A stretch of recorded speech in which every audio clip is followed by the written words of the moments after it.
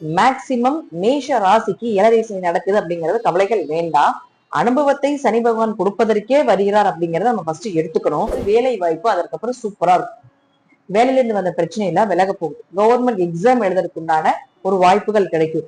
ஏதாவது ஒரு பெண் தெய்வம் உங்க கூட இருக்கு. ஒரு குலதெய்வத்தை மட்டும் நல்லா வழிபாடு பண்ணிட்டு இந்த மாதம் முழுவதும் கொண்டு போங்க.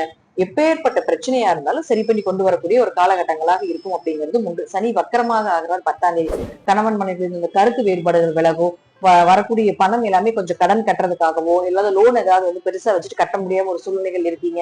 அதாவது சின்ன சின்ன அவமானங்கள் ஏற்படுது அப்படின்னா அதற்கு ஏதாவது பண வரவு அப்படிங்கிறது ரோலிங் பண்ணி கொடுக்கறதுக்குன்னு ஒரு வாய்ப்புகளும் இந்த கிரகங்கள் கண்டிப்பா கொடுப்பாங்க. அப்போ உங்க ஜாதகத்துல சனி வக்கரமான்னு பாருங்க.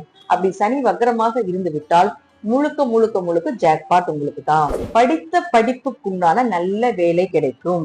இந்த மாதம் நீங்க வழிபட வேண்டிய தெய்வம் அப்படின்னு பாத்துட்டீங்கன்னா மேஷ ராசிக்கு எப்பொழுதுமே ஓடி வந்து திருச்சிற்றம்பலம் தென்னாருடைய சிவனையை போற்றி எந்நாட்டவருக்கும் இறைவா போற்றி. அனைவருக்கும் வணக்கம். இன்னைக்கு நாம ஆடி மாத பலன்களை பத்தி பார்க்க போறோம். அதுக்கு முன்னாடி நம்மளுடைய சேனலையும் சப்ஸ்கிரைப் பண்ணிக்கோங்க. மேஷ ராசிக்குண்டான ஆடி மாத பலன்களை பத்தி பார்க்கலாம். மேஷ ராசி அதிபதியாக இருக்கக்கூடிய செவ்வாய் அப்படின்னு சொல்லக்கூடியவர் தனஸ்தானம்னு சொல்லக்கூடிய 2ஆம் இடத்துல இருக்கார். அப்போ உங்களுக்கு 17ஆம் தேதி வரைக்கும் பணம் சார்ந்து எந்த பிரச்சனையும் குறைவுகள் இல்லை.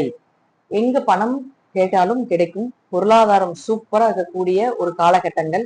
அதே போல 17ஆம் தேதிக்கு மேல பாத்துட்டீங்கன்னா 3ஆம் வீட்டுக்கு போயிடுவார். அப்ப 3ஆம் வீட்டுக்கு போனாலும் அது உங்களுக்கு ஒரு சிறப்பான ஒரு இடம் தான். அந்த இடத்தில் இருந்தாலும் மேஷ ராசிக்கு எந்த வகையிலும் குறைகள் இல்லை அப்படிங்கறத நம்ம எடுத்துக்கணும். முழுக்க முழுக்க பாத்துட்டீங்கன்னா மேக்சிமம் மேஷ ராசிக்கு ஏழரை சனி நடக்குது அப்படிங்கறது கவலைகள் வேண்டாம்.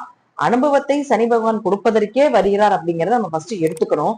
அதே போல பாத்துட்டீங்கன்னா 2ஆம் இடத்துல இருந்தாலும் தன்னுடைய சொந்த வீடாக இருக்கக்கூடிய விருச்சிக ராசியை பார்த்தார். அப்ப சொந்த வீட்டை பார்க்கும் பொழுது எப்படியும் ஒரு வளர்ச்சியை கொடுத்தே தீர்வார். ஒரு பண வரவை கொடுத்தே தீர்வார். குடும்பத்தை அமைச்சு கொடுத்தே ஆகணும் அப்படிங்கிற விதிகளும் உண்டு. 3ஆம் வீட்டுக்கு போனாலும் அது கைப்பகுதி. நீங்க இப்போ எவ்வளவுதான் உங்களுக்கு கஷ்டங்கள் இருந்தாலும் அடுத்தவருக்கு உதவி செய்யறதுக்கு ஒரு நேரங்காலங்கள் அப்படிங்கிறது 17ஆம் தேதிக்கு மேல கடவுள் கண்டிப்பாக கொடுக்க போகிறார்.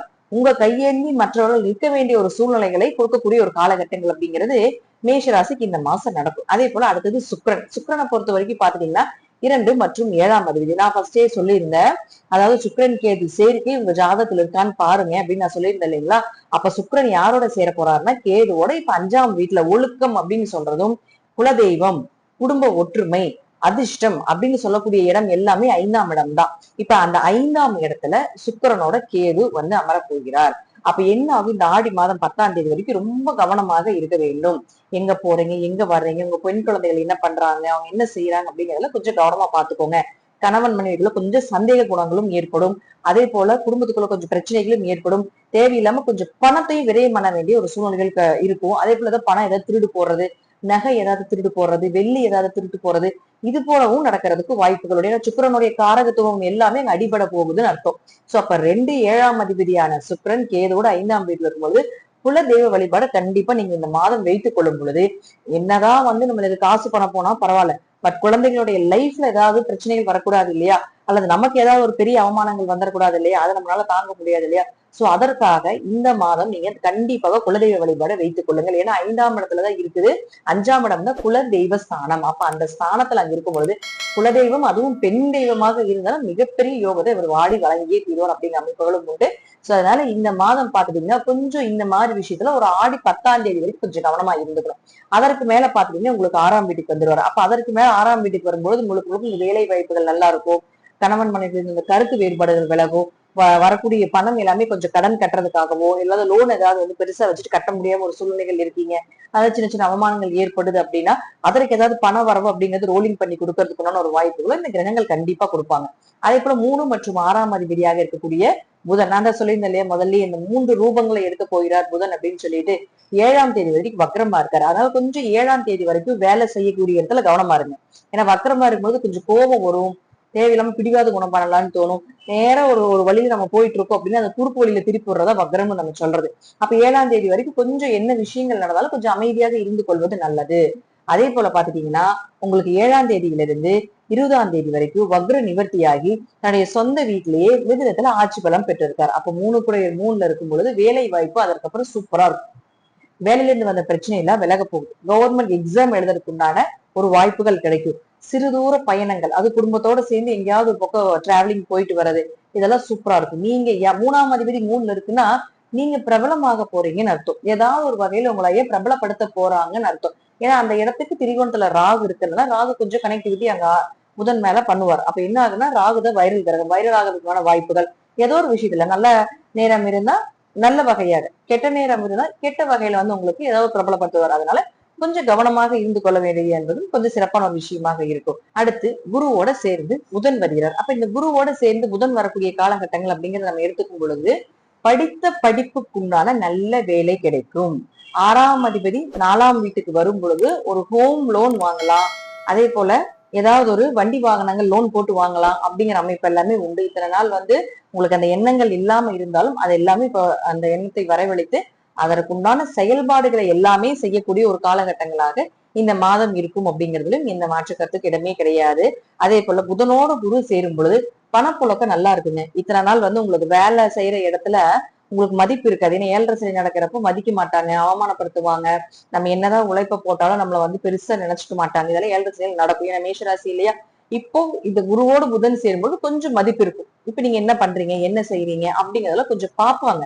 அதனால இதுல ஒரு பெரிய அமைப்பு என்ன, ஒரு பெரிய ஒரு விஷயம் என்னன்னு கேட்டுட்டீங்கன்னா, உங்களுக்கு 5ல் சுக்கிரன் இருக்கிறது ஒரு வகையான பாதகத்தை கொடுத்தாலும் கூட தெய்வம் உங்க கூட இருக்கும். ஏதாவது ஒரு பெண் தெய்வம் உங்க கூட இருக்கும். ஒரு குலதெய்வத்தை மட்டும் நல்லா வழிபாடு பண்ணிட்டு இந்த மாதம் முழுவதும் கொண்டு போங்க. எப்பேற்பட்ட பிரச்சனையா இருந்தாலும் சரி பண்ணி கொண்டு வரக்கூடிய ஒரு காலகட்டங்களாக இருக்கும் அப்படிங்கிறது உண்டு. சனி வக்கரமாக ஆகிறார் 10ஆம் தேதி. அப்போ உங்க ஜாதகத்துல சனி வக்கரமான்னு பாருங்க. அப்படி சனி வக்கரமாக இருந்து விட்டால் முழுக்க முழுக்க முழுக்க ஜாக்பாட் உங்களுக்கு தான். 136 நாட்களும் இந்த ஏழரை சனியினுடைய தாக்கங்களும் குறையும். வக்கரமாக இருந்தாலும் வக்கரம் இல்லாட்டியும் குறையும். வக்கரமாக இருந்தால் கொஞ்சம் இந்த பண வரவு நல்லா இருக்கும், லாபங்கள் நல்லா இருக்கும், தொழில் கொஞ்சம் நல்லா ஓடும். இதனால தொழில் ஓடலினாலும் கூட தொழில் ஓட்டம் எல்லாம் நல்லா இருக்கும். கிளைண்ட் நிறைய வர்றதுக்கு வாய்ப்புகள் உண்டு. அது இந்த மாசம் பாத்தீங்கன்னா ஓரளவுக்கு கிளைண்ட் எல்லாம் உங்களுக்கு வருவாங்க. அப்படிங்கிற அமைப்புகள் எல்லாமே சூப்பரா இருக்கு.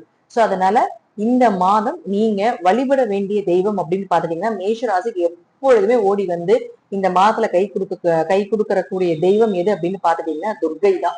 அப்ப துர்கைய வாரத்துல ஒரு முறை அல்லது தினமும் போனாலும் சரி, அல்லது இந்த கிரகச்சேர்க்கை இருக்கிறதுனால ஒரு ஆடி மாதம் 10ஆம் தேதி வரைக்கும் ரொம்ப கவனமாக இருந்து கொள்வது என்பது அவசியம். ஏன்னா 16ஆம் தேதி வரைக்கும் அந்த கிரகச்சேர்க்கை இருக்குது.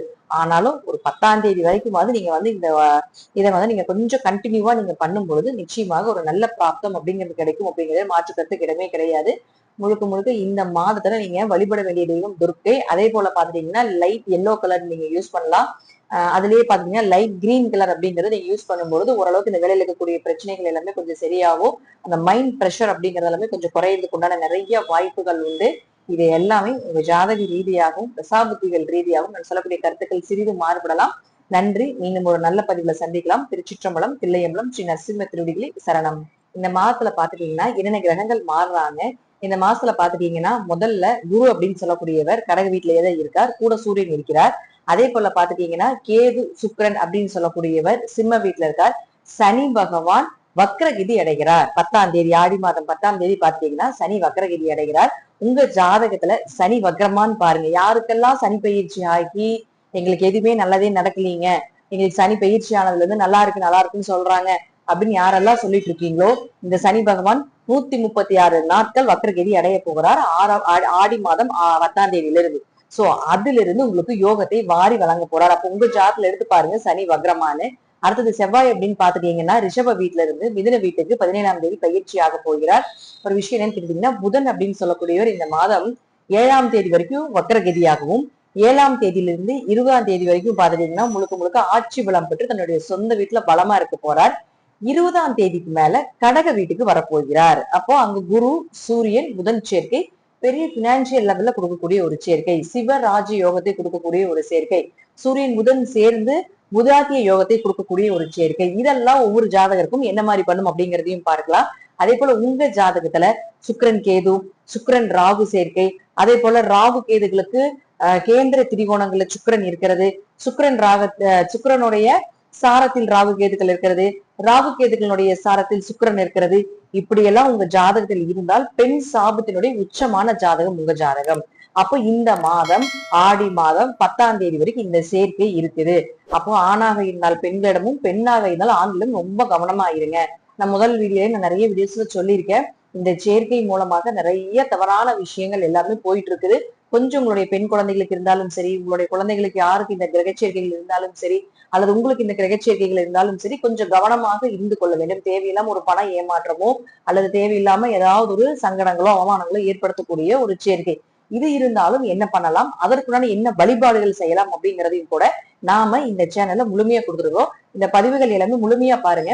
பார்க்கும் பொழுது கிரகத்தோட சேர்ந்து வழிபாடுகளையும் கொடுக்கும் பொழுது நீங்க எந்த இறைவனை சரணடைகிறீர்களோ அந்த இறைவன் கண்டிப்பாக நிச்சயமாக உங்களை காப்பாற்றுவார் அப்படிங்கிற எந்த மாற்று கருத்துக்கு இடமே கிடையாது.